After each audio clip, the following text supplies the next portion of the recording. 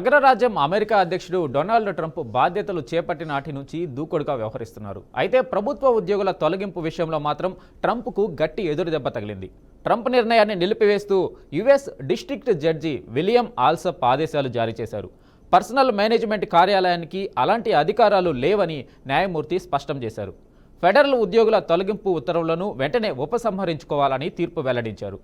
America ప్రభుత్వానికి చెందిన పలు ఫెడరల్ ఏజెన్సీల్లో దాదాపు 2 లక్షల మంది ఫెడరల్ ఉద్యోగులు ఉన్నారు. వీరిలో చాలా మందిని విధుల నుంచి తొలగించాలని ప్రపంచ కుబేరుడు ఎలాన్ మస్క్ నేతృత్వంలోని డోజ్ నిర్ణయించింది. దీని అధ్యక్షుడు ట్రంప్ కూడా సమర్థించారు. అయితే ఈ నిర్ణయంపై అన్ని వర్గాల నుంచి తీవ్ర వ్యతిరేకత వ్యక్తమవుతుంది. అమెరికాలో ఫెడరల్ ఏజెన్సీలో ఉద్యోగులను తొలగించాలన్న ప్రభుత్వ చట్టవిరుద్ధమైన ఆదేశాలను సవాల్ చేస్తూ పలు కార్మిక యూనియన్లు, న్యాయవాద సంఘాలు కోర్టును ఆశ్రయించాయి. దీనిపై తాజాగా యుఎస్ డిస్ట్రిక్ట్ కోర్టులో విచారణ జరిగింది. ఈ సందర్భంగా డిస్ట్రిక్ట్ జడ్జి విలియం ఆల్సప్ ట్రంప్ నిర్ణయాన్ని నిలిపివేస్తూ కీలక ఆదేశాలు జారీ చేశారు.